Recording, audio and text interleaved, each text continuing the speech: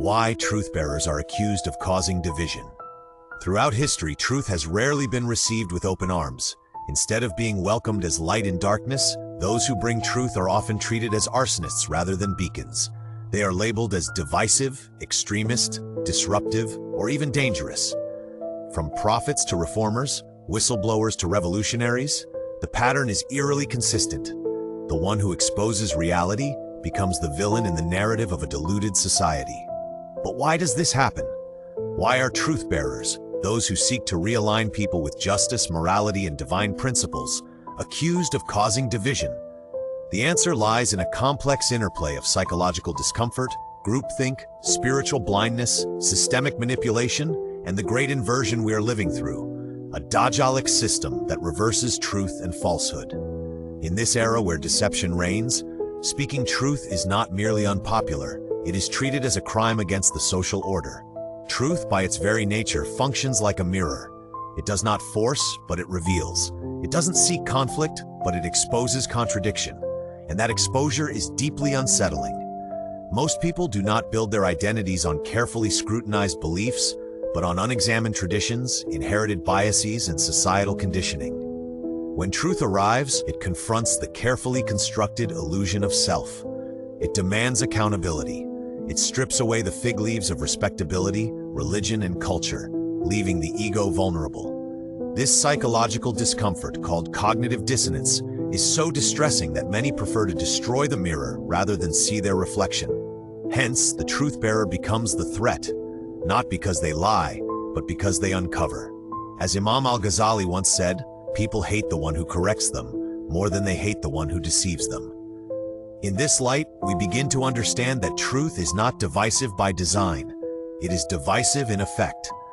The division it causes is not among those united in good, but between those aligned with truth and those invested in falsehood. The Prophet Muhammad, peace be upon him, was not accused of lying. Rather, he was accused of tearing apart families, insulting ancestors, and breaking the unity of Quraysh. Why? Because his call to Tawheed, oneness of Allah, exposed the idolatry, exploitation, and spiritual corruption embedded in Meccan society. Similarly, prophets like Nuh, Ibrahim, Musa, and Isa, peace be upon them all, were not merely resisted for theological reasons, but because their truths threatened deeply entrenched systems of power, economy, and identity. The truth they brought didn't just offer a better way, it demanded the demolition of falsehood, and for those benefiting from the status quo, that felt like an existential threat. This brings us to a painful reality. Societies are often not built on truth, but on shared illusions. These illusions are protected by nationalistic pride, cultural norms, political correctness, religious distortions, and even economic myths. They serve as the glue of collective identity. When a truth-bearer disrupts this glue, by exposing contradictions or injustices, they are seen as harming the group. The community doesn't see it as awakening, it sees it as betrayal. People are more loyal to their comfort than to their conscience, so unity based on falsehood becomes preferable to disruption caused by truth. In this way, we begin to realize the accusation of division is not proof of wrongdoing, it is often proof of righteousness. Nowhere is this more relevant than in the Dajjalic system we inhabit today. The Dajjalic system is not just a future reality, it is a present condition. It is a world order built on inversion, where evil is branded as progress and truth is demonized as backwardness. It operates through media, education, entertainment, and global institutions that all share a singular trait: they reward silence and punish truth. In this system, telling the truth can cost you your career, your reputation, even your life. Truth is not simply ignored, it is criminalized. And to make that criminalization palatable, the system attaches toxic labels to those who dissent: conspiracy theorist, radical, hater, or extremist. These labels serve as tranquilizers for the masses, keeping them docile, distracted, and distant from the voices that could actually wake them up. When whistleblowers expose government corruption, they are branded traitors. When scholars critique modernist distortions of religion, they are labeled fanatics. When individuals warn against digital enslavement through AI or surveillance capitalism, they are ridiculed as paranoid. The system doesn't counter these voices with reasoned debate. It silences them through character assassination. This is because truth, if left unchallenged, would cause the entire web of deceit to unravel. The system cannot afford even a crack in its mirror, so it conditions people to view the truth as dangerous and the truth teller as the enemy of peace. But what kind of peace are we talking about? A peace built on lies is not peace, it is sedation. It is the peace of the grave, not of the garden. The Dajjalic system offers unity through conformity, harmony through censorship, and morality through relativity. It promotes tolerance not to protect truth, but to ensure no truth can dominate. In this system, all beliefs are welcome, except the belief in one truth. All identities are celebrated, except the identity of one who submits fully to divine command. This is why truth, when spoken unapologetically, causes turbulence. It reveals the sickness of a society that pretends to be healthy. Let us not forget, the path of truth has always been the path of the prophets, and their path has always begun with division. Before there is purification, there must be separation. Before there is healing, there must be diagnosis. As Isa, Jesus, peace be upon him, reportedly said, "Do not suppose that I came to bring peace to the earth. I did not come to bring peace, but a sword." The sword he refers to is not one of violence, but one of discernment. The truth divides. It separates the wheat from the chaff, the sincere from the hypocrite, the seeker from the pretender. This division is not a flaw in truth, it is a function of it.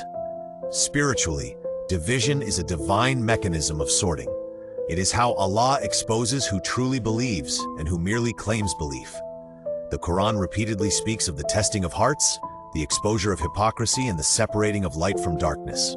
In Surah Al-Baqarah, we are told that Allah is not shy to set forth an example, even if it disturbs people. The purpose is not to divide for sport, but to clarify who stands where. And in times of confusion, this clarity is mercy, even if it feels like chaos. Psychologically, truth forces people into identity crisis. Most people build their worldview like a house of cards. They borrow beliefs from their culture, absorb values from media, and inherit practices from family. When someone confronts them with a truth that contradicts their foundation, the house begins to collapse. And instead of rebuilding with bricks of sincerity, they attack the one who caused the collapse. This is why people rage at those who speak truth, not because they are wrong, but because they're right. And being right makes people uncomfortable. Yet despite this hostility, the truth must be spoken, because unity without truth is a false unity. It is like a bandaged wound that is never cleaned. It will fester. True unity comes after purification. It comes after the idols are smashed, the hypocrisy is exposed, and the illusions are shattered. Only then can hearts unite on sincerity, not pretense. But this process is painful. And most people, especially in a comfort-worshipping world, prefer a comfortable lie to a disturbing truth. This is why truth-tellers are hated. They are not merely seen as wrong, they are seen as dangerous because they risk awakening others. Language also plays a critical role in this distortion. The media weaponizes words to control perception. Peaceful protests become riots. Righteous resistance becomes terrorism. Concerned citizens become conspiracy theorists. This manipulation of vocabulary reshapes moral frameworks. People begin to believe that being agreeable is more virtuous than being truthful. But the Prophet commands, say the truth even if it is bitter, because only bitter truth can cleanse the soul. In today's world, this upside-down world of Dajjal, truth has become the most radical act. Modesty is mocked, restraint is ridiculed, faith is seen as fantasy, and divine law is seen as oppression. We are living in a time when everything is reversed. This is not accidental.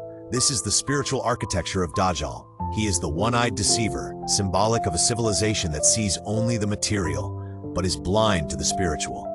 His system invites you to comfort, freedom, and progress on the surface. But underneath, it offers slavery to the ego, destruction of the soul, and war against divine order. To walk the path of truth in such a world is to walk a lonely path, but it is also the most honorable. As the Quran declares, rather, we hurl the truth against falsehood, and it knocks out its brain. And behold, it vanishes. Truth may cause tremors in society, but those tremors are signs of healing. They are not proof that truth is the problem. They are proof that lies are collapsing. So if you, dear listener, have ever been accused of being divisive for speaking the truth, wear that label as a badge of honor. You are in the company of the righteous, You are in the legacy of reformers. You are walking against the current, and that current leads to destruction. Let them call you extremist, radical, conspiracist, divider. It does not matter. What matters is that on the day of judgment, when all labels are stripped and only truth remains, you stood firm. Because in the end, it is not unity in this world that will save us. It is unity with the truth. And truth, by its nature, divides. Before it heals, unites, and resurrects.